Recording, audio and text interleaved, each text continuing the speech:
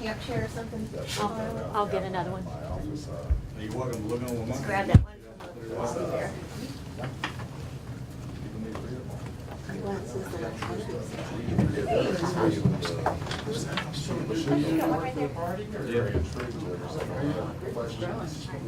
We're sending around a sign-in sheet for you to identify yourselves on for the purposes of the record. It's going around now.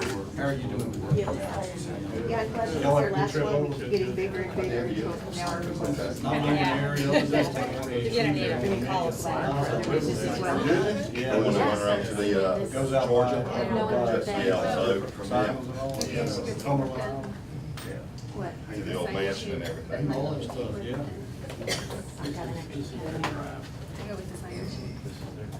Everybody here. Hey, how are you? I've got an extra. You just dedicated to reading. Yeah. I like that then. Try to remind myself who I'm working for, you know. That's good.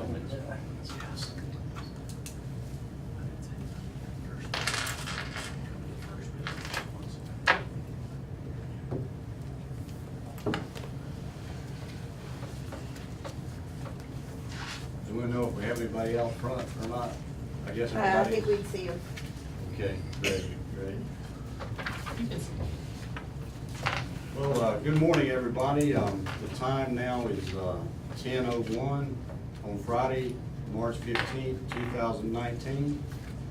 This is a rule development workshop for Rule 34-18.001. And my name is Chris Anderson, technically known as C. Christopher Anderson III.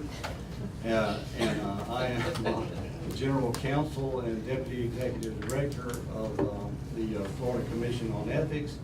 And I'm filling in today for Gray Schaefer, who's the normal facilitator of these workshops. Gray, unfortunately, is ill today. This workshop is being recorded. If you would, please sign in on the sign-in sheet that's being passed around. We ask that you include your contact information, but we also advise you that Florida has a broad public records law. Written communications to or from state officials and personnel regarding state business constitute public records and are available to the public and media upon request, unless the information is subject to a specific statutory exemption. If you do not want your email address released in response to a public records request, do not list it and do not send it by electronic mail to us. Instead, contact us by phone or in writing other than email. The Ethics Commission can be telephoned at 850-488-7864. Of note, the Florida Department of State has an electronic rulemaking system, which is an electronic internet program that allows you to register and receive emails whenever a rule development notice is published regarding a rule in which you are interested. It also allows you to make online comments to proposed rules. Although I note that the notice of proposed rule has not been published yet on the rule that we will be discussing today, or that will be discussed today. The purpose of this workshop is to address the language in the recent amendment found in Article 2, Section 8H2 of the Florida Constitution. The amendment prohibits public officers and/or public employees from abusing their public positions to obtain a disproportionate benefit for themselves, their spouses, children, or employers, or any business with which they contract or serve as officers, partners, directors, or proprietors, or in which they own an interest.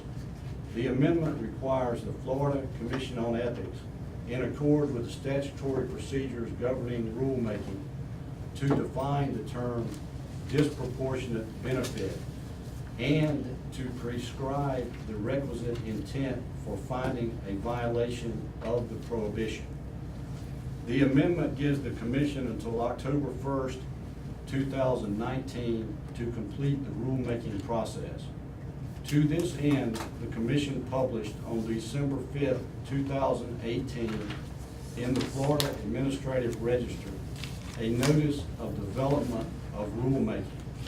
The notice stated the commission would hold 3 workshops to assist in the rule development process. This is the 3rd and final of those noticed workshops. The purpose of these workshops is to help develop a draft rule that will be noticed and presented to the commission at a meeting later this year. At this point, we are intending to present the draft rule to the commission at its meeting on June 7th here in Tallahassee. That is not set in stone, although that is our hope. We will be publishing the notice of proposed rulemaking in the Administrative Register at some point in the next several weeks, and the notice will contain the exact date when we will be presenting the draft, as well as the language of the draft that will be presented.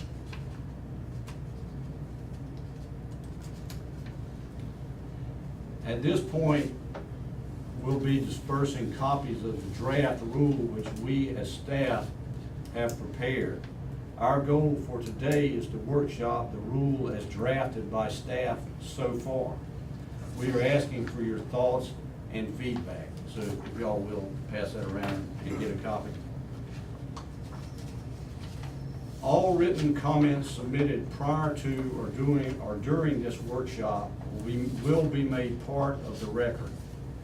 Oral comments will also be taken during the workshop. After you are recognized, please announce clearly your name and the organization or entity that you are with, if any, and then please limit your comments solely to the rule which we are developing at this time. I would remind everyone, this is an informal workshop, not a hearing. There is no testimony being taken today as would be taken in a formal hearing or court proceeding. We are just workshopping this language so we can present the best possible draft to the commission. This concludes my introductory comments and overview. We will now proceed with the workshop on Rule 34-18.001. I open the floor now to anyone who would like to be heard regarding defining disproportionate benefit and prescribing the requisite intent for finding a violation of the prohibition set forth in the constitutional amendment. Sorry. Yes, Mr. Adkins. Thank you, Mr. Anderson. I have brought with me today a alternative proposal, which I believe under Chapter 120.54 is an acceptable option as an alternative to the agency's proposed rule. And I'd like to submit this in substitution to my previous proposal, and I'd like to read this into the record if allowed. Yes, sir, go ahead. The rule proposal is as follows. Disproportionate benefit shall mean any conduct by a public officer which shall include a public employee of any type, the employer of the public officer or their family member, or any business in which they own more than 5%. The disproportionate benefit shall be defined by the following criteria. Did the public official or member of their family, employer, or business in which they own 5% receive a special gain or benefit from any act or conduct to which the public officer owes a fair and reasonable duty? 2, did the public official or public employee or their family member receive or seek a no-bid contract of any type in the jurisdiction to which they owed a public duty of any kind? A disproportionate benefit shall not include any of the following acts. 1, a public official or public employee who responds to a public agency who has made an inquiry of any type. 2, a public official or public employee who seeks to compete for contracts in the jurisdiction in jurisdictions outside the jurisdictions in which they are employed or have a public obligation, and there is no bid contracts. Next section is a probable cause investigation shall commence upon finding of the following facts. 1, a sworn complaint filed alleging a violation of this prohibition, stating a public official or public employee or their family members or business have received the disproportionate benefit as defined under this section. 2, there shall be at least one instance where a public official or a public employee made at least one attempt to create a special gain or benefit for themselves, a family member or employer, or a business in which they own 5%. The Commission on Ethics shall find a violation of this prohibition on disproportionate benefit using substantial competent evidentiary standard to decide whether the evidence supports a violation of this standard. And Mr. Anderson, that would be my proposed alternative, and I propose the alternative because I believe that this would provide greater clarity in terms of defining what is and what is not a disproportionate benefit. It would provide both the office holder and the public employee, because the public employee is also a person of great interest to, I think, the public interest, and would also help us ensure that the right to be engaged in, you know, commerce and be engaged in business and be engaged in the things that they ordinarily have a right to do is clearly defined and codified within the rule, and would clearly identify how and where and when the encroachment is established. So with that, I'd like to kind of offer that as a reasonable alternative for the agency to consider. Sure, sure. May I have? Otherwise, I need to, I wanted to hear it again. Thank you. Yeah. Thanks. Sure, I'd be glad to give you a copy. Otherwise, I need to have you repeat something, because I was kind of following that. Okay, Employee sure. jurisdiction. Okay, so you want that? I just want to copy of whatever it was. What'd you say last time? Yeah, I thought about it. hang on a second. Thank you. Yeah. Okay, that concludes your comments for right now, Mr. Adkins? Well, Did you- so just in follow-up, we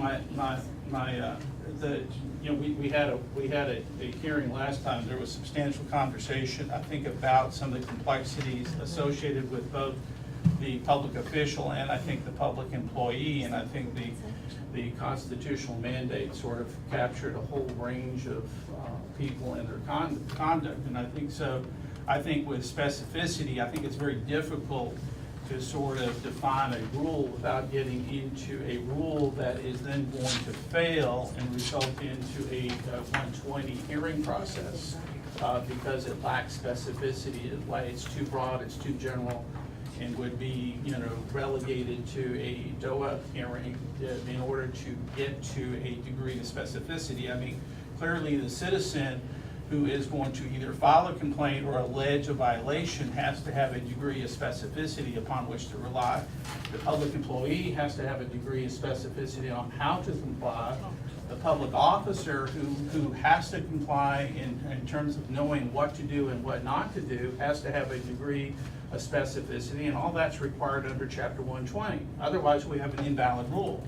And so in order to avoid the hazard or the quicksand of an invalid rule, I think it's necessary to clearly define the criteria under which, you know, what is the criteria under which a defined, very simply, a disproportionate benefit shall be defined, and then clearly what is not defined as a disproportionate benefit, and then how would a probable cause, you know, investigation proceed, and then what is the evidentiary standard that is used to sort of establish where and when the commission would take action. Thank you. Mr. Herron, did you have a comment? I do, but it's not necessarily with respect to this proposal that I haven't seen or had an opportunity to read. At first blush, that proposal seems to exceed greatly the mandate that the Constitution puts on this commission and affects other procedures of the commission, burdens of proof, evidentiary standards, etc. But I want to focus on the proposal that brought us here today, that the staff has prepared. Chris, is there any way that you can kind of explain how the provisions of subsection 3 of the rule differ from the statutory definition of special privilege and benefit?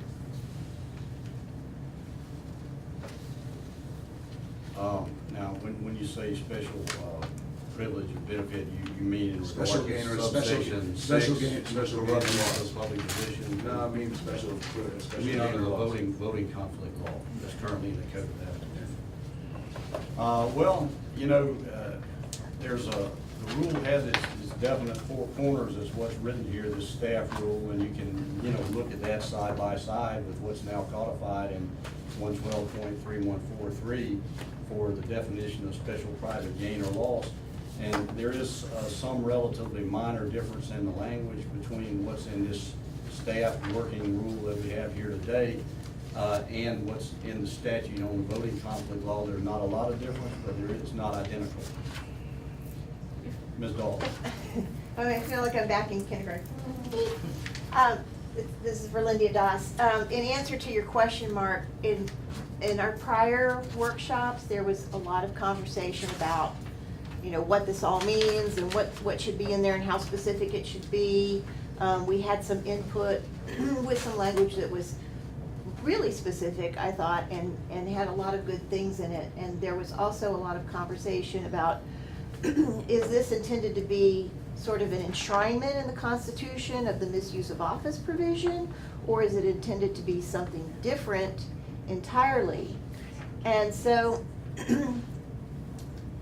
I'm sure Gray's had conversations with other people in the office, and I don't know who else, but Gray and I had some conversations, and we thought that this, what we've got here, sort of incorporates the concepts of special private gain that are in the voting conflict law, which to me is not exactly the same as disproportionate benefit, but it bears some similarities. And also comes up with a knowledge requirement or an intent requirement that is not exactly the same as the misuse of office. Because I really felt like this was designed to be something different than what we already have, rather than just a constitutionalization of what's already out there. So without pretending to be, you know, the magic bullet on any of this, Gray, and I agreed with him, I think thought that this was a reasonable compromise that incorporated some of that language, created something different than what was already in the statute, put a pretty high standard in there because the person would have to act with knowledge that he was acting for a disproportionate benefit, and was simple enough that would give the commission certain flexibility in interpreting it through the course of its, you know, opinion requests and whatnot. So that's, like I said before, there's no special magic to it. We just kind of worked through it in an effort to address the issues that had previously been raised. That said, we're here for our last workshop, so this might not, what we present to the commission might not look like what you're looking at now. We're here to hear from all of you.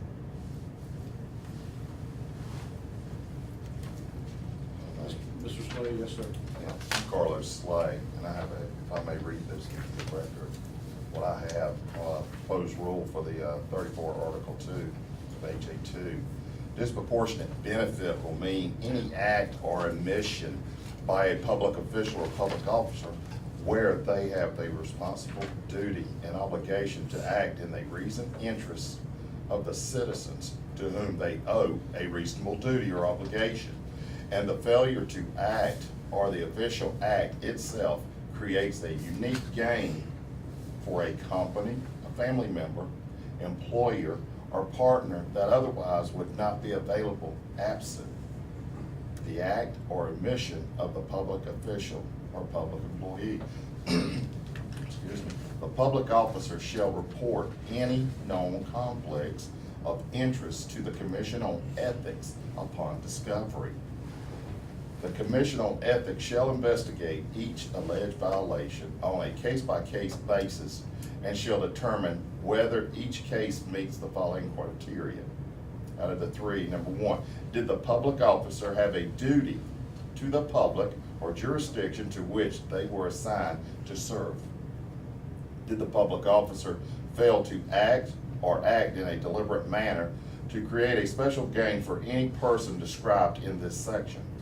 Did the public officer fail to disclose or report any conflicts of interest to the appropriate parties. It shall not be considered a disproportionate benefit if a public officer competes for contracts under a competitive bid arrangement with other companies equally qualified. A public officer can respond to any public inquiry, no matter the reason or issue. A public officer has the freedom to ask for records, seek information, and make such information available to members of the public via a website, social media that is accessible to all citizens. A public officer may omit to act for reasons of health, sickness, or family emergencies. The Commission on Ethics shall adopt a substantial and competent evidentiary standard threshold as the standard for review as to whether to find whether a violation has been committed by a public officer. Thank you. Let me ask you, from writing, Mr. Slade, do you intend to submit a copy of that in writing, or do you just want to read it? I read it into the record, but I did supply some copies I have on the table. Okay, thank you very much.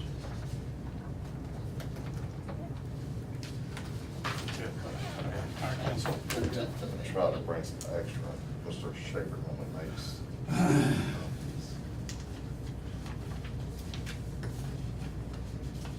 Well, we've got a little lull in the action here. I want to make sure that everybody is signed up. I think there's only one sign-up sheet, and some people's names aren't on it, so if there's another one floating I think around. there's two. Oh, there's two? Yeah, Okay. there's two. Okay. There's two.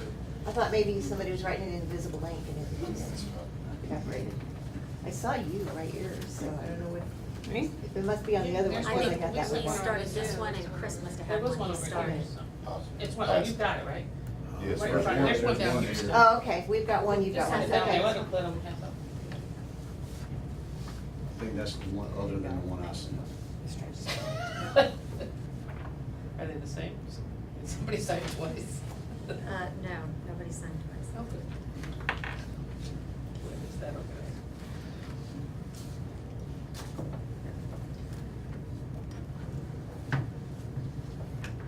Mr. Henderson, Yes, Mr.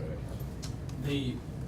coming back to the staff draft, I think part of the concern, as I have talked to others, both elected and I think public employees, people who serve in a public capacity who are really important to this state. You know, they do an incredibly invaluable service. And they have economic lives on both sides of these fences. They are involved in lots of things in addition to their public service. And I don't think we should negate or neglect or somehow set aside those economic interests. I think, you know, this country is clearly, we have a deep-rooted tradition, and it's part of our scheme of liberty, if you will, that I read, quite frankly, in the Tim's decision, which I found incredibly enlightening. Justice Thomas did a fabulous job in that decision. But I think it's very, very important as we are looking at this to say that in order to ensure or to somehow ensure that both to identify how and where these individuals, because the section does reference people's businesses, their economic interests, their livelihood in their pursuit of these interests. And I think to some extent, this is where the sticky wicket lies. And so in order to ensure we don't step across you get into the quicksand of ambiguity and to get into the quicksand, I think, of you know, from subjectivity and to get into the quicksand of lack of clarity on these issues, I think it has to be very, very clear. And so I think, you know, obviously public employees and public officers have a duty to the jurisdiction from which they are elected or from where they serve. And so, but outside those jurisdictions, a lot of times nobody knows who they are. I mean, sometimes they do, sometimes they don't, but a lot of times their influence is significantly diminished.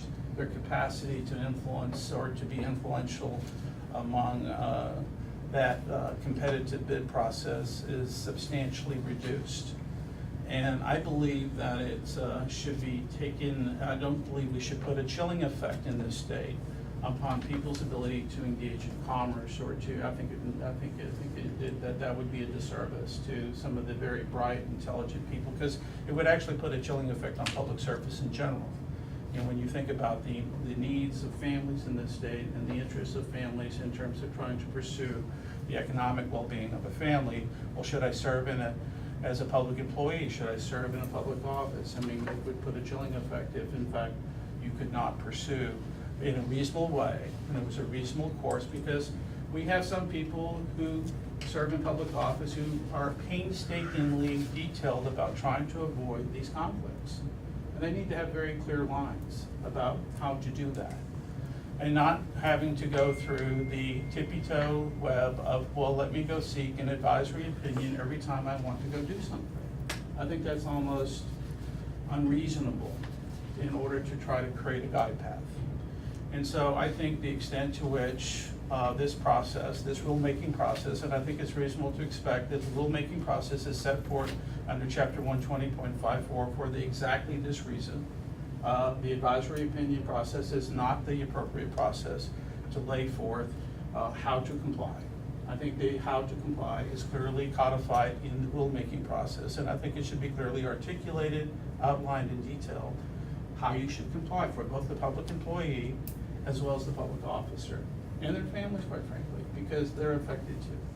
And so, to that end, I believe that examining how people are impacted, you know, whether inside their jurisdiction of responsibility, where they owe a fair and reasonable duty, and outside those jurisdictions, I think those are fair questions.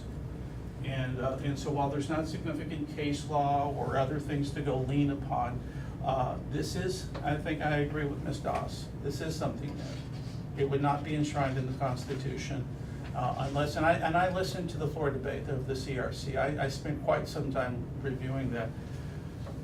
And I think this is something new. And I think there is an interest in trying to make sure that we get it right. And certainly, and if the commission needs more time to get it right, I think more time should be allowed. I think it's incredibly important to take time for, we have so many public employees in this state, we have so many very good, hardworking public officials, public officers in the state. We owe them that. And I think I'm very grateful for the people here today, but you know, reality is that we have to have this right. And we have to make sure that, you know, acts and omissions, and I feel very strongly about that, acts and omissions, people who choose to act improperly or choose to fail to act and don't perform their fair and reasonable duty to the citizens, because the citizens are expecting them to act on their behalf. That's why they're going about their actions. But I think to a large extent, the staff draft is too broad. I don't think we've gotten to the degree of specificity by focusing on the size of class, the nature of the interests, et cetera. I think those words are simply too broad in their nature. And so the general direction, I think it's too encompassing, it's too broad, it's too unclear, and I think it then points us into the direction of advisory opinion and case law in order to start defining how to comply. And I think that's contravenes the purpose and intent behind Chapter 120. That's my opinion. I'm not an attorney, but I'm just a citizen. But that's my opinion, just a layman's person's view of how I see it. And I think that we should have a well-organized rule. I think it should be clear, it should be specific. I think families in office, public officers and public employees should be able to read that rule and say, here's what I should do. If I comply with this, I'm good. I don't think it should be that complicated. We sure appreciate your opinion and comments on that. Thank you. Anybody else with any comments? I don't want, this is Mark Herron again, I don't want to plow ground that's already been plowed since this is the first time I've come to one of these workshops. But as I see the law as it stands after the constitutional amendment, is you have 112.3136, which talks in terms of special private gain or loss. And that would be a misuse of public position. And that would incorporate all the concepts I believe that Mr. Adkins is speaking to in terms of public officials' duties to their citizens, public officials' duties to their agencies and things like that. As I see the language of the constitutional amendment, disproportionate benefit, to me, seems to be something, a subset of special private gain or loss, in the sense that it's already included within special private gain or loss, and it's intended to mean something different. And I don't know, I don't think that Mr. Slade's approach, where I think I heard him say unique benefit, which is an interesting concept in the sense of trying to find uniqueness in a benefit that goes to a public official. But I haven't quite figured out, in my mind, how this disproportionate benefit thing adds anything more or less to the law than is already there.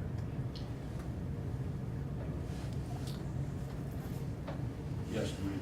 Yes, Rebecca O'Hara for League of Cities. I know one of the struggles that people are having is the significance of, and the difference between what is in current law versus this constitutional change. And one thing that I think is noteworthy is that, my understanding is that this current law provision doesn't necessarily have application to the legislature. And if you look at how the constitutional provision is drafted, it appears to pick up the legislature. And this disproportionate benefit applies to this new standard, whatever it is, does pick up the legislature. Whereas the statutory part does not. I think that change in and of itself is noteworthy and quite remarkable and a huge departure from the status quo. And so we've all been struggling with, wow, what's the big sea change of putting this in the Constitution? Well, I think that in and of itself is probably a huge departure from the status quo, and probably the big sea change that we've all been missing here. I mean, we've been, wrapping ourselves around the axle trying to figure out what the big change was here, and it's been looking at us right in the face. It's that for the first time, disproportionate benefit in this special gain or loss has been applied to a body that really hasn't been applied to. If I might just comment on that, I think maybe what you're reading there is earlier on in the amendment where there's a special definition for other parts of the law, and I believe that the part we're discussing here is the existing notion of public officer or public employee, which always has included members of the legislature. Say that again. Say, well, The misuse of office provision applies to the members of the legislature already. Currently. Yeah, it always has. but what is this? This is Cheryl Stewart, Hampton Green and Sam. So of the rule, I don't find this, the audio doesn't pick up what this is. Yeah, The staff draft, Yes. what is a public officer or employee? That includes legislature as well, but the legislature's How do we always been know that? included in the misuse.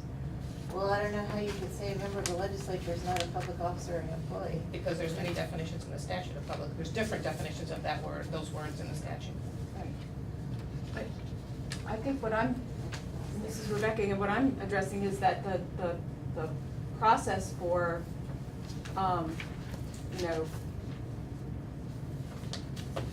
prosecuting or sanctioning,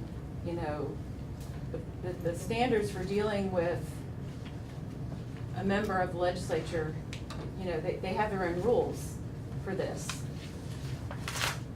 Now that we're in the Constitution, we're out of the statutory process. The commission Is the point that I'm trying to make. But the process for finding a violation isn't changed by this. The commission would still, just like it does now with misuse of position, would investigate, the hearing would be held, and at the end of the day, the commission would not be able to recommend a penalty. It would still go back to the House and Senate just like it does now. There's nothing about this that changes any of that, because that, I think, is constitutional. The commission would not have the ability to penalize anyone really, but to make a recommendation as to You the can't House. encroach upon the constitutional jurisdiction of the House and Senate bodies Right. to. Well, I understand that. Right, so they have their own rules that's why we have three branches of. But to Rebecca's point, let me see if I understand it. So the voting conflict section for which special provocator loss is taken in the rule is not applicable to the legislature. It Well, is it's not a for public- votes that inure to their own, special But private. they're not defined as laws. public officer, right? Oh, Under Yeah. 112. If I might interject, the definition for public officer existing in the code for both prohibitions as well as voting conflicts is identical, and it's any person elected or appointed to hold office in any agency, Agency.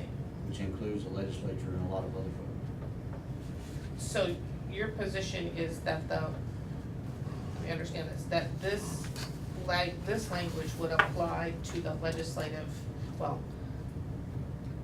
that this rule, which identifies language in the Constitution, that if somebody was violating therefore the Constitution, that the legislature would be subject to that provision. Yes.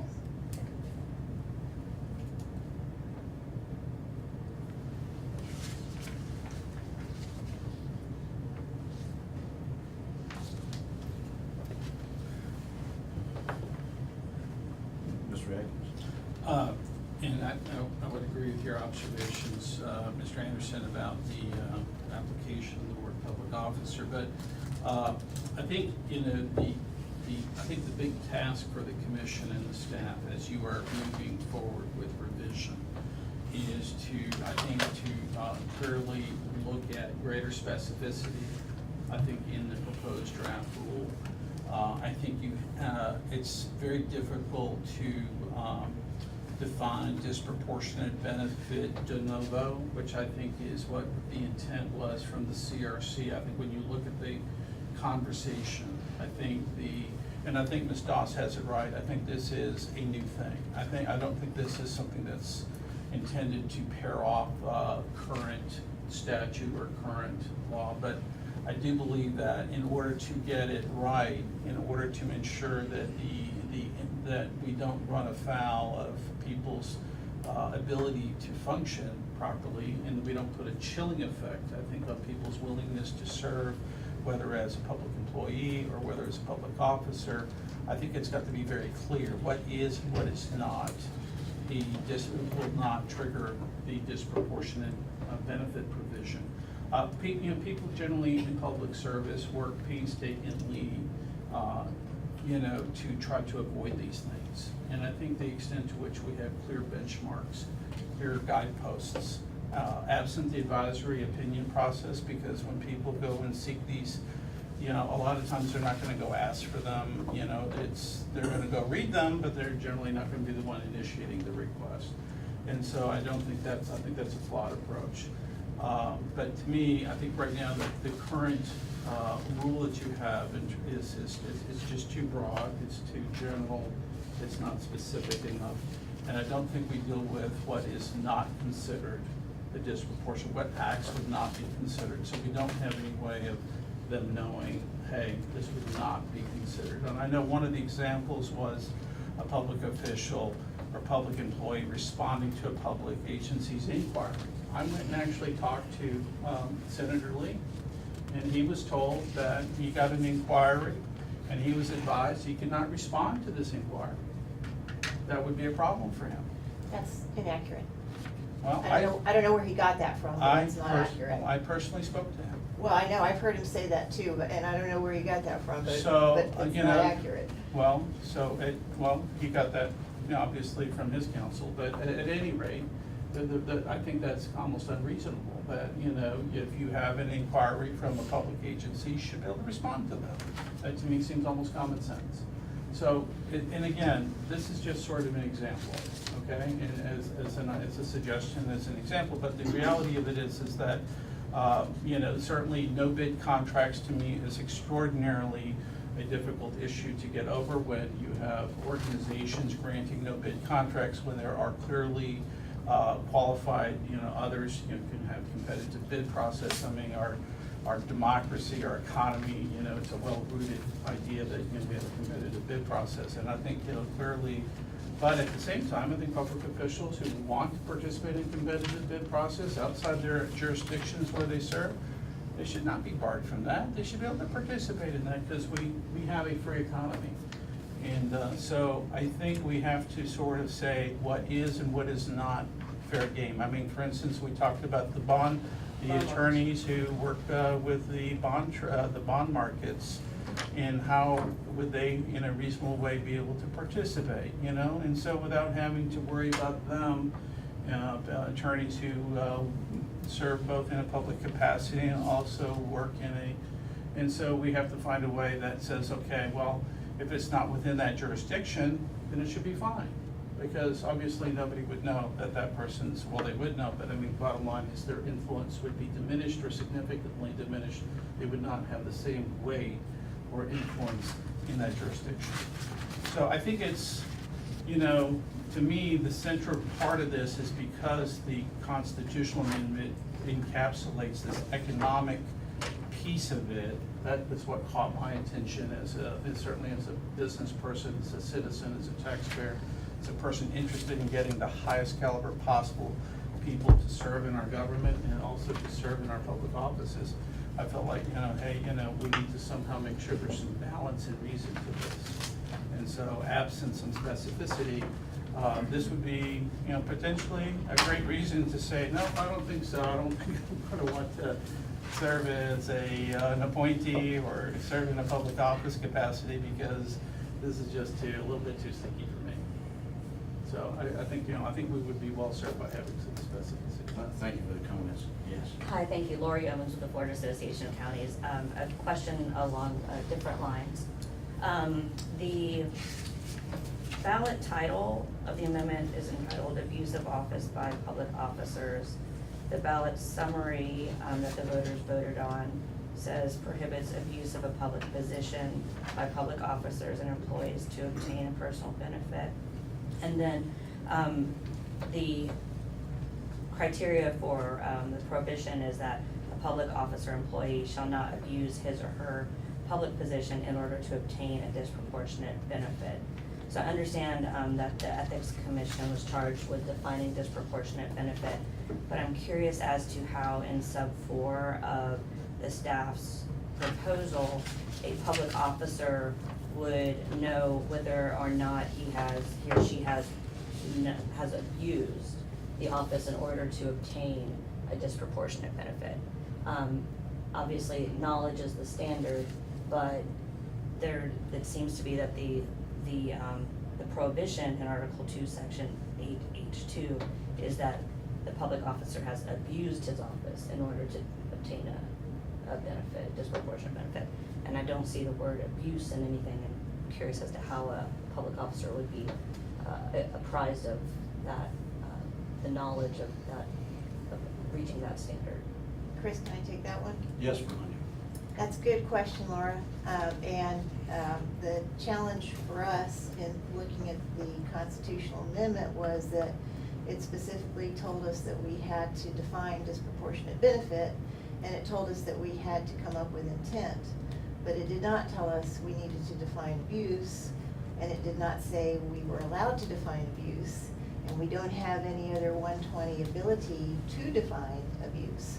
So I did not see us as having any mechanism for defining abuse in any of this. So, because we looked at that, because abuse is a very important word in the constitutional provision, but I didn't see a pathway for us to define it in there. So this is Cheryl Stewart, how will a complaint go then? What will be the allegation in a complaint? That the officer has abused the office, and then you're gonna have to decide whether there's abuse on a case-by-case basis? Well, and that's exactly like other statutes.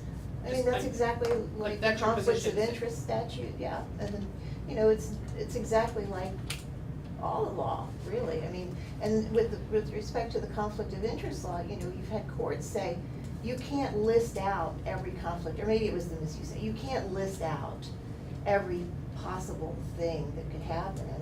And with all due respect to Mr. Adkins, I think it could be possible for an official to obtain a disproportionate benefit by using his position in some way to get business in another county or outside his jurisdiction. I mean, it could happen that way. So the mere fact that you're outside your jurisdiction doesn't necessarily mean that you haven't abused your position in some way to get that business.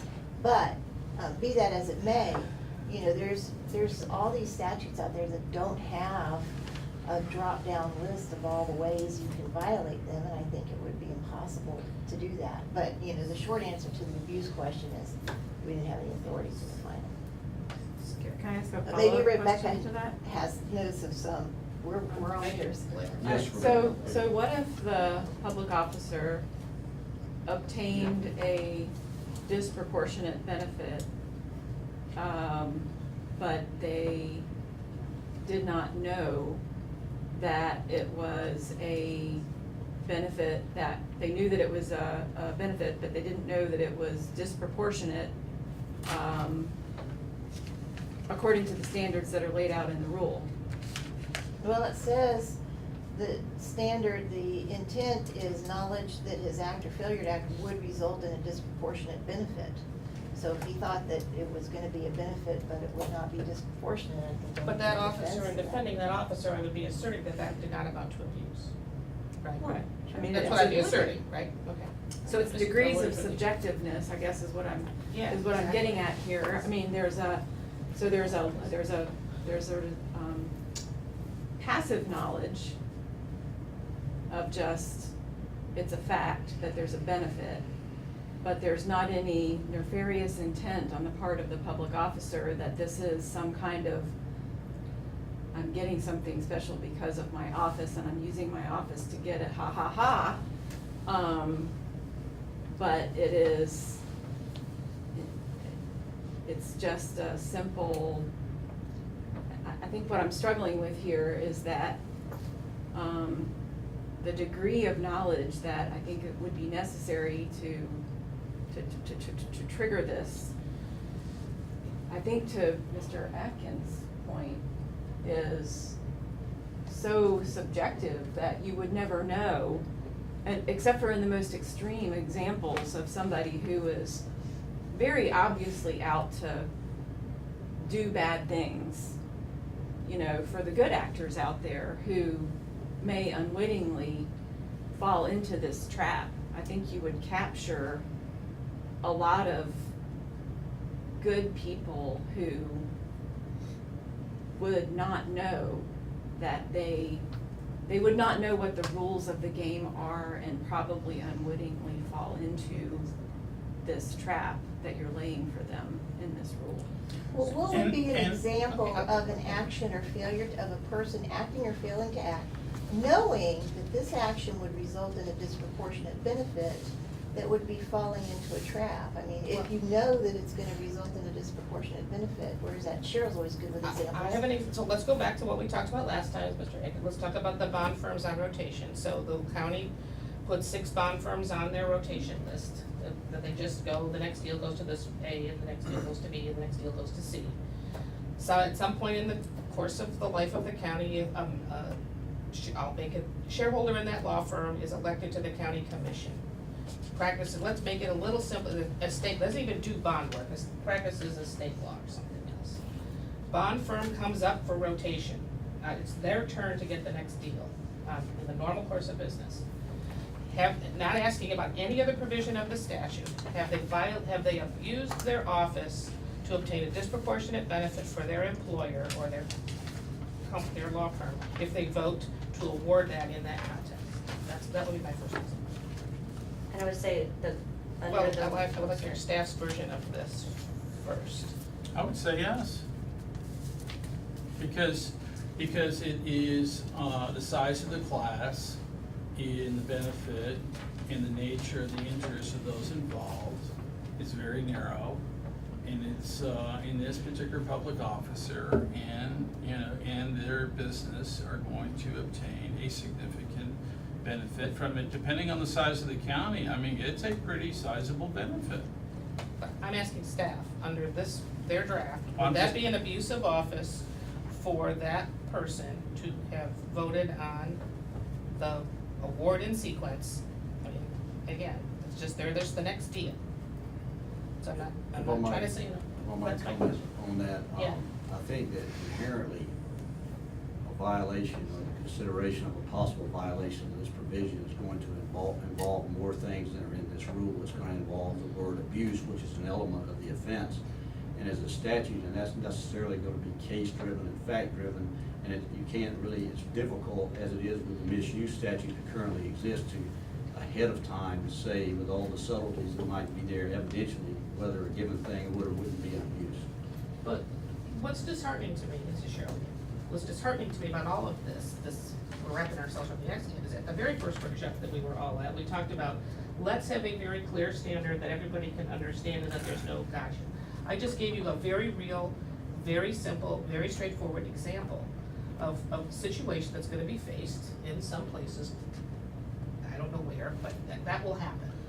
That's not made up. How would that, again, not whether it's a voting conflict, not whether it's a misuse of office, and we are creating a third, it appears you decided to create a third standard, and my question is simply, how does a person know if this third standard or another standard has been violated? Cheryl, I can see a way out of it, and that is it wouldn't be an abuse because it would be consistent with the requirements of the law that says the rotation system is okay. I mean, that's how I see the way out of that scenario. Well, that's how you would defend somebody Yes, brought I a agree. complaint, and the commission may or may not vote for it, depending on what that all really means, I right? agree. Okay, fair enough. And Mark, I think My there, point. in the draft that we were looking at the last meeting, there was some safe harbor language which said something like, if you've complied with all the other ethics laws, then you can't be in violation of this. That's problematic to me because this seems to be a new thing. And, you know, I think the concern here is kind of the concern that we have with all of the laws. You know, it's, you can't make a list of every scenario that you're gonna face, and say this one's okay, this one's not okay, because you've got so many other variables that come in. So, I mean, I like specificity, but I don't think this rule has to be more specific than, you know, anything else that we have out there. But by taking that language out, then you do highlight Cheryl's problem. Yeah. Because the guy is acting consistent with what the law says. And Well- even if you had sealed competitive bidding, as Mr. Adkins references in his proposal, he didn't call it sealed competitive bidding with the lowest and best bidder. You're always creating that problem too, so I mean. Well, You know, I but kinda- if he's outside the jurisdiction that he's serving in, then the issue is extinguished. Yeah, I don't wanna go down that road because I defended the guy that did the stuff outside his jurisdiction too. But what I'm saying is you're going to have to pick the path of least consequence. And so the frequency with which you're going to find the egregious conduct is going to be within the jurisdiction. And within the jurisdiction is where the highest degree of likelihood of abuse lies. And so, because that's right on the back doorstep. And so to me, protecting, and again, I think where the public, and the reason why public corruption is such a high priority, all the political polling shows this, I mean, it is at the top of the public's mind. And the public does not believe that if there is an adequate job being done to deal with it. I can tell you that is absolutely a fact. And then the reality is that the reason why they want this as a high priority for them is because it's happening right there in front of them at the local level. And so, but at the same time, trying to balance the economic interests of public employees, public officers against the need for the public to have, you know, to deal with the corruption or deal with the kind of, I guess, the bad actors, if you will, or to put a chilling effect on the bad acting. And then it's right there at the local doorstep. Outside of the jurisdiction, the frequency with which that's happening, I mean, you know, that becomes the job of the statewide prosecutor to deal with multi-jurisdictional corruption activities. I think that's sort of a different level of criminal enterprise.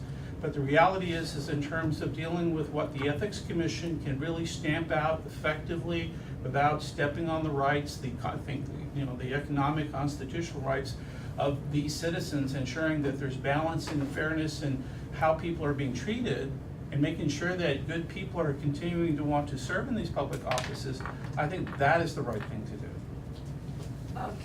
May I give you another example? County administrator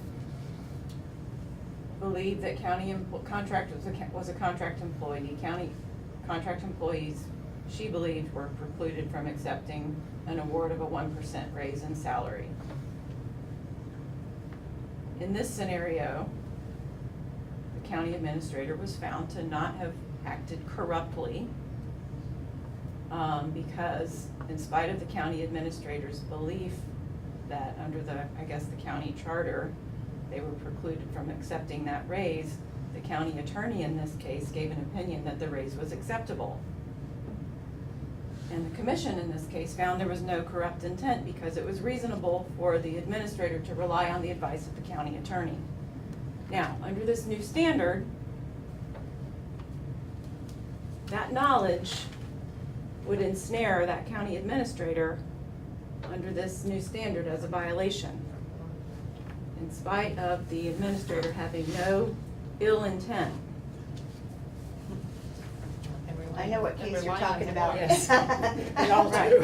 I'm not sure I Yeah. agree with that last statement, but, I don't know the facts. The attorney and the county administrator both got the raise Well, on the advice of the county attorney, But so. change the facts to Ask a the different right case. person and You get the know, right you've answer. got a different case where somebody's relying on the advice of counsel, right? Well, that's a good point. What impact would advice of counsel? That's a good Okay. question to ask. And I would, I'm taking that down. I would say, I mean, even at the school board level, I mean, school board members are required to rely upon the advice of the school board attorney.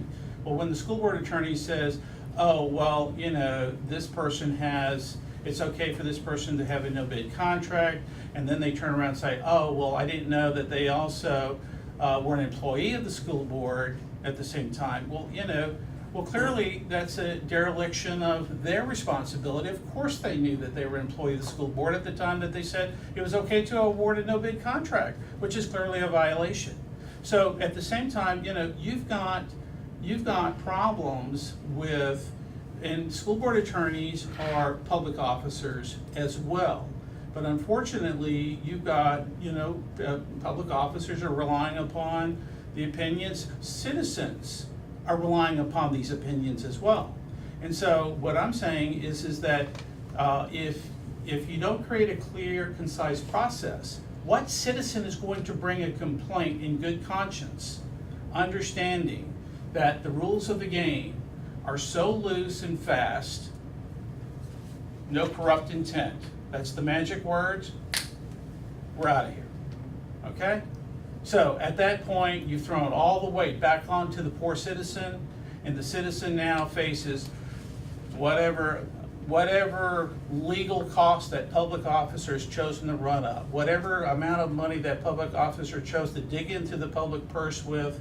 You know, if they wanted to run up $85,000 or $100,000 in legal expenses doing whatever they wanted to do, they have the legal authority to go off and do that. And so what I'm saying is that becomes then unreasonable. What citizen is going to go file a public complaint when it's not clear what the standard is? Because at that point, no citizen in their right mind is going to come file a complaint and say, you know, there's no certainty here that this complaint is going to go forward, or this complaint is going to, even if you have absolute evidence, there's no certainty here, because you know what?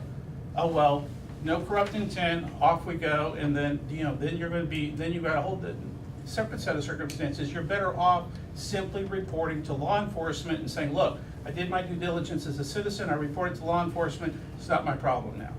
Let me interject if I might, and then ma'am, you have the floor. Mr. Adkins, would it be fair to say that you're sort of speaking to result here in a given case and knowing that No. up front as opposed to a standard? Not at all. What I'm saying is there's two sides to the story here. You have you have the public officer, public employee, you also have the citizen's interest, and I'm here today, if you look at the sign-in sheet, I said citizen. That's who I'm here to represent, it's me, citizen. At the end of the day, if the citizens don't have a degree of certainty about this process, about this rule, What citizen in their right mind, Mr. Anderson, would even bother to file a complaint with your commission in their right mind and say, look, I've got a reasonable certainty of having this heard, of having this proceed forward. When the deck is stacked against you, the process doesn't work. Thank you. Yes, ma'am. Kind of back on the question of the previous intent was corruptly, and now it's just with knowledge. And so I'm back to my concern that the elected official or employee needs to be aware of the fact that they're violating this rule. Right now, I read this to say that if you have knowledge that you're going to receive a disproportionate benefit, you have violated this provision.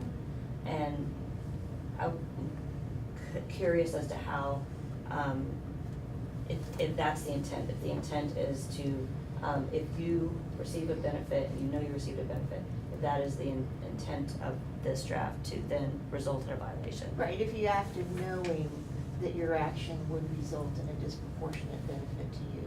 That seemed, that, to us, that as we're working through this, which I think everybody can see the difficulty of the process we've been going through. If you act knowing that the result is gonna be something special for you, that seemed to us, pretty significant standard. It's not accidentally doing something that ends up with a benefit. It's not getting a benefit that everybody's gonna get and you get it too. It's acting with the specific knowledge that this is gonna help you out more than it does anybody else. So that seemed pretty stringent to us, although I have, made note of Cheryl's comments and Rebecca's on that. I mean, I think there could be cases and potentially we can tighten that up some, but that's kind of where we were coming from. So then you're modifying, you're applying the modifier to disproportionate benefit as opposed to abuse. Right. The requisite intent is that they acted with knowledge that their action or failure to act would result in a disproportionate benefit. So you have to, so the intent would be to obtain the disproportionate benefit, not the intent to abuse the office. Right.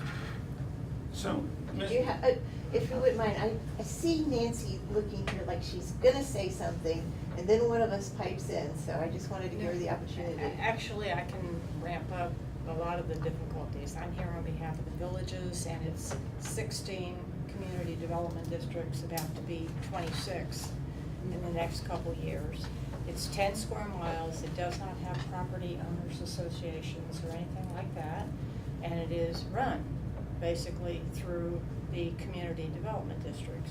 Each one has 5 officers on the board, supervisors, and the districts together employ about 1,200 people, full-time and part-time. And so any clarity that can be provided would be very, very welcome.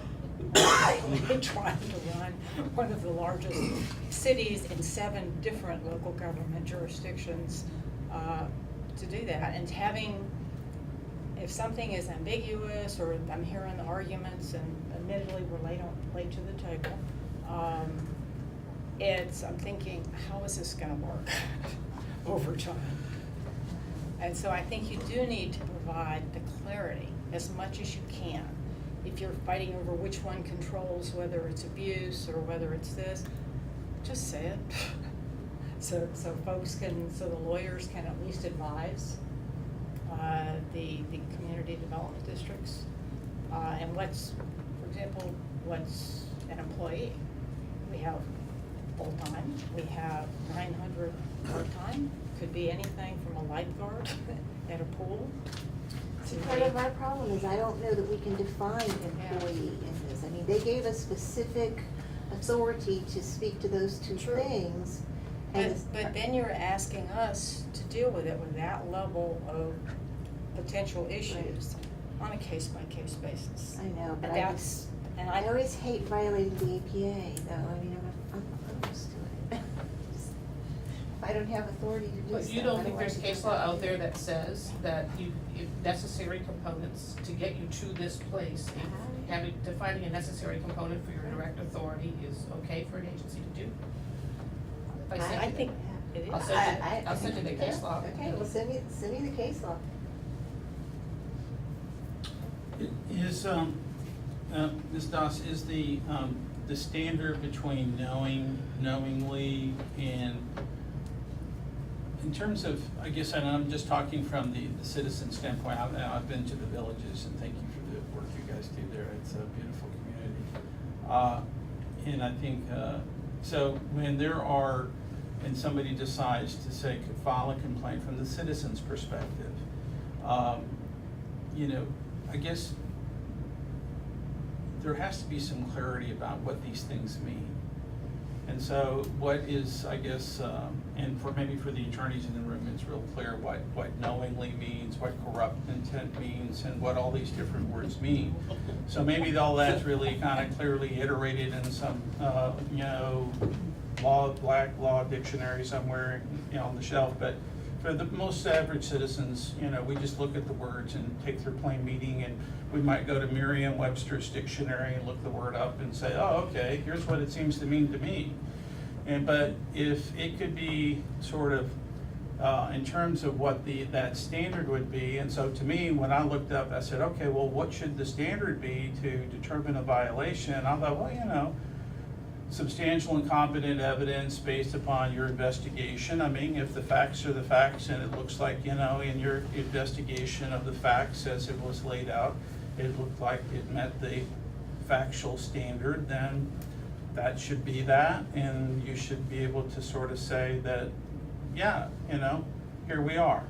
But if that's not what the facts sort of come to, then that's not where the facts get to. It doesn't get to that evidentiary standard, then it falls short of that, then I think that then becomes sort of a threshold. And I think understanding what the clear threshold should be, as opposed to the subjectivity of some of these other words, creates, I think, a problem, I guess, for the citizen, and I think for the public employee as well as for the public officer.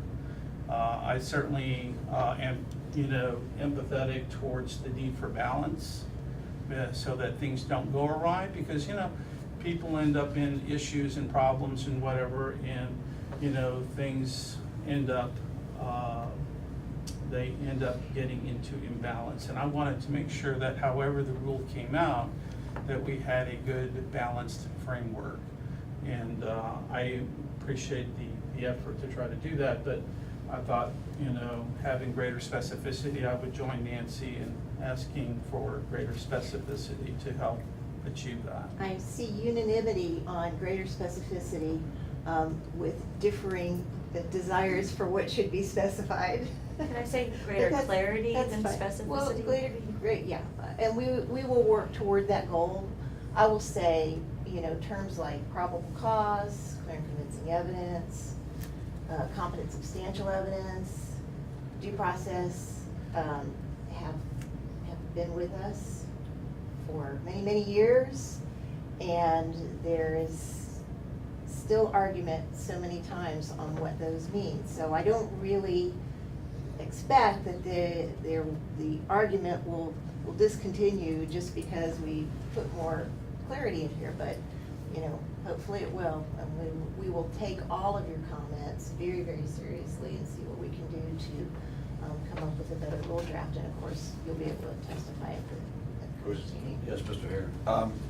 Wait. Oh, I'm sorry. No, go ahead, Mark. I'm sorry.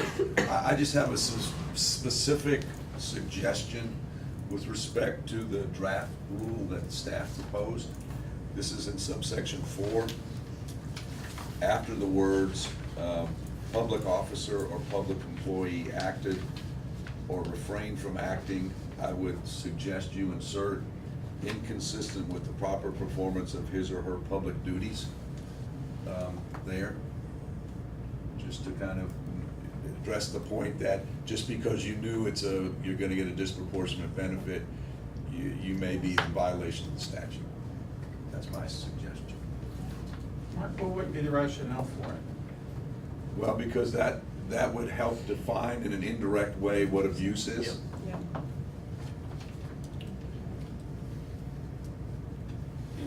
You think it would help define?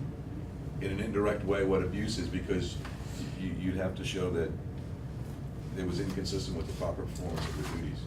And it might bring in those issues with respect to the rotation, sealed competitive bidding, and things like that.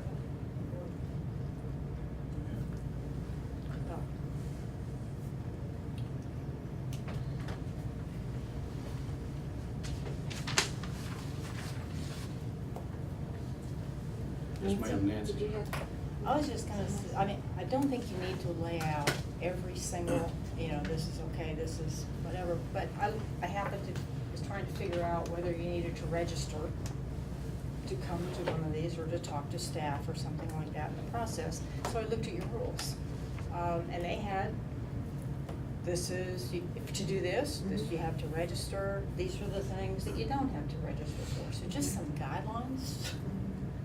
And your rules have a lot of examples in them. Yeah, You have and sections it's called very helpful. examples, unlike many agencies, which can be helpful.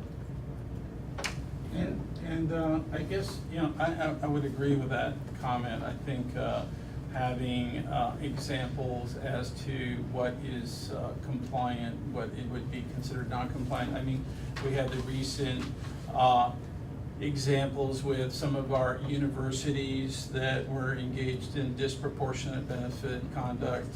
We have some recent examples of college admissions problems around the country that, our Department of Justice has been prosecuting for, again, unfair admission processes. So the question is when you ask the question, was that a disproportionate benefit to a person? When you ask the question, is that a disproportionate benefit?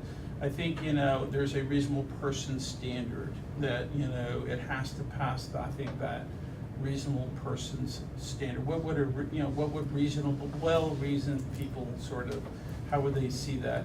And I think where the public official, where they serve, that jurisdiction, and where the public, where the jurisdiction in which the public employee serves, I think that's really kind of ground zero for the conduct, because, if the reasonable person's going to say, if they were really like benefiting and just really profiting from their public service right there at home, that would be so offensive. And that's really where the public objection, I think, really resides. I mean, just dramatically. And I think that's where we really have to, if we have to pick our priorities and our choices, I think that's where, but at the same time, we have to balance that against the need to ensure we don't extinguish the economic interests and the economic rights of these great people to participate in this fabulous economy known as Florida.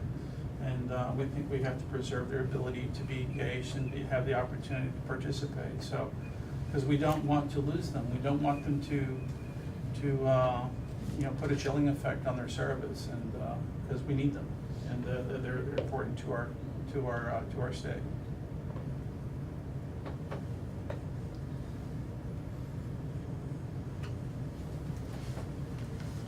I'd like to say one thing. I've listened to everybody, asked every question on this table, and every time I went to insert, I kind of got my answer already. But I would like to say one comment about, on the lawyer's opinion to the elected officials. And it seems like the elected officials the abuse or the misuse of their office by listening to the attorney saying it was okay. That doesn't let them off the hook. But my question is, did they knowingly know that they were in a conflict or misusing their position? And I want to ask the Ethics Commission, don't they take a class every year on what is and what is not? On ethics of breaking? Some officials are required to take training, a lot more take it voluntarily, but not necessarily everybody takes training every year. Do the appointees take training? Do the elected officials take training? Who's required? Well, the requirement statutorily for ethics training annually goes to certain constitutional officers and elected municipal officers. But there's a lot broader range of people that voluntarily go to training and always have for many years. Do appointees go to training? A lot of times appointees and employees are in our trainings and other trainings, yes, sir. They're not required though. Not required. Only Right. certain constitutional officers and municipal officials are required to take the training. But it's, I'm just- you don't necessarily know what was covered by that training. We don't do all the training for all of the elected officers. So there's no uniform. So, well, you don't have enough to do. How many more can you do? Well, it's Of just course that you do don't know, sometimes, in fact, we've had this case where the question was, well, didn't they get this in training? And it was a question that wasn't covered. And In training, yeah. we found out what training they had, and that was a question that wasn't raised during the training. So, you don't necessarily know that every single component of the ethics law is gonna be able to be covered in a 2-hour training that they get every year. And you don't wanna be one of the cases that's used in training as an example. Just saying. Case studies. Does anyone else have any further comments? Well, if not, thank you all for your participation. And time now is 11:15 on Friday, March 15th, 2019. This third workshop for Rule 34-18.001 is adjourned. Thank you. If anybody has anything they'd like to submit in writing, suggestions, whatever, send them to us. I don't know exactly what the deadline will be for the rulemaking process. I'm not familiar enough with the APA, but we will take all of your submissions into consideration for that. Because we have to come up with a rule by October 1st. So June 7th. Right. Did everyone- What happens if you don't make the October date? That's a good question. I don't know, because what happens? Seriously reconvenes and scolds us all. What happens if we adopt a rule and then it's challenged? What happens with the legislature following our rule adoption? So I got a copy of yours and Mr. Atkinson's amendments. And I appreciate it. Thank you. honestly, literally, I have not had any too much, so I don't know what You want to take happens. that? Other things can Our happen. 90 days, we have to adopt a rule in July. A lot of our We have that wiggle room. Yes, they have a Do I think, do we have to renotice anything, or then are we just like precluded from making a rule? There's a lot of facts. When the challenge comes, If you challenge it, you're done. you're done. You're gonna have to, Good to there's, see I don't you. see how you get it done. No, if so if we can't adopt something by, we don't adopt Yeah, it two within days, the they want July, I don't know what they- yeah. within the 90 days. You can't get if you don't have a rule adopted by October 1, I don't know what the answer is. No, I'm not talking about October 1. What if we can't get it done by July? Because that's our 90 days after the notice of rulemaking. Then you've got a challenge. Well, What if there's no well, challenge? you're gonna do what you're gonna do. Well, I guess if you speak free, you speak free, but I don't think that'll happen. I mean, do we have to renotice? There's a whole lot of, well, I'm just talking about the 90 days. I know, but it's not just that. You can't just say that. I mean, the question is if you don't, there's when there's more than that, because there's other parties involved. What is Jeff's did, but there's all kinds of other full notice requirements. And you're saying 90 days because in your mind you're looking at October 1. What if your 90 days ran October 2nd? No, I'm looking at the 90 days from the date of your notice or something Right. like that. There's that 90 days. So we have to adopt a rule no later than the July meeting to fall within that. So my question is, what if we don't? What if we can't? What if, what happens then? Can we renotice and start our 90 days over, as long as we get it done by October? I mean, it seems pretty unfair that if for some reason the agency can't get it done within that 90 days, they can't start the process all over again. I mean, I'm sure I could be the first agency that has had this. Good to see you again. But, I don't know. Look at the But- medical marijuana implementation. Well, I have, and I thought, For how many years? an agency. Yeah. It's a terrible thing to do. Just aggravating. We should have just had the legislature figure out, what they were supposed to do. If they wanted to put, I mean, if they wanted to put a constitutional amendment, that's fine, but make the legislature do its job. All right, see you. Hey, tell Lisa I said I'll do it. Fleshing out the All right, be good, see you. Who wants agencies? Thank you, John Chase. I think, Then the first line. I mean, unfortunately,